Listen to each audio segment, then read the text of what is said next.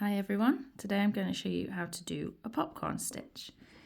So the way to do a popcorn stitch is in the stitch you want to do your popcorn, you're going to work 4 treble crochets and then you're going to remove your hook, but don't be scared, we'll take it through. So easy peasy, just to start with yarn round hook and into the stitch you want to work, yarn round and do 1 treble.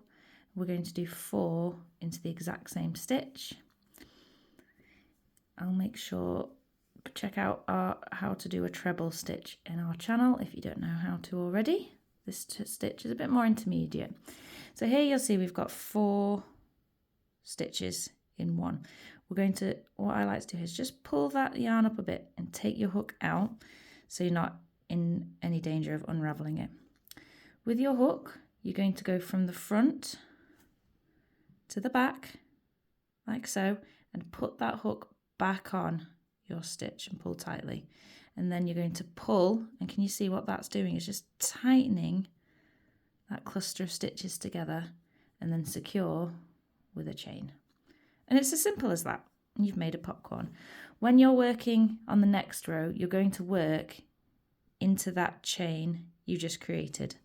So I'll do the same again on the next one. So 1 treble, 2 trebles, 3 trebles, let's get some more yarn, 4 trebles, remove the hook, insert your hook before the first stitch you've just done into the back, bring it round and place that yarn back on your hook.